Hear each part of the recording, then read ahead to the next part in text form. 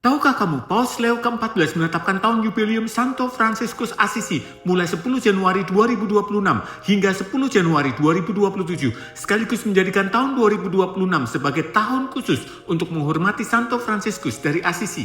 Loh, bukannya jubileum itu 25 tahun sekali?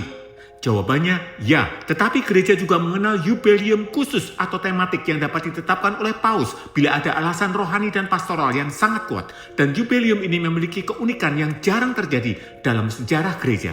1. Jubileum Fransiskus ini adalah memperingati 800 tahun wafatnya Santo Fransiskus. Dalam tradisi Fransiskan, wafatnya disebut sebagai transitus atau peralihan pulang kepada Allah. Fransiskus wafat tanpa harta, tanpa kuasa, dalam kemiskinan total, hanya bersandar pada belas kasih Tuhan. Ini menjadikan jubileum sangat kontemplatif dan reflektif, mengajak umat memandang kematian sebagai pemenuhan iman, bukan suatu ketakutan. 2. Pusat jubileum bukan di Roma, tetapi Assisi, Italia. Jubileum ini tidak menonjolkan kemegahan, dan pusat rohaninya adalah Porciuncola, kapal kecil yang sederhana di Assisi, Italia. Pesannya sangat kuat. Allah hadir bukan terutama dalam yang besar, tetapi dalam yang kecil, rendah, dan setia. 3. Tema besar jubileum ini adalah perdamaian, pertobatan, dan rekonsiliasi.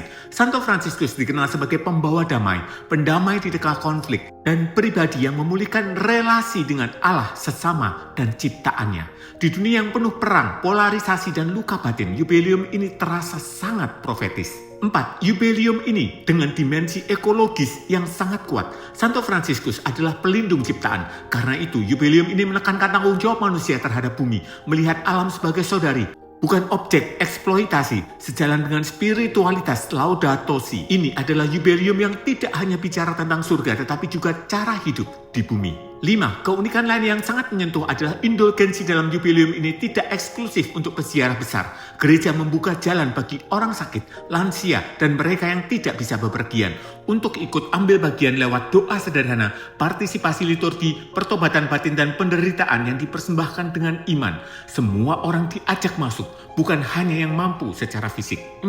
Walaupun berakar pada spiritualitas Fransiskan, jubileum ini ditujukan bagi seluruh umat, terutama orang awam yang hidup di tengah dunia modern.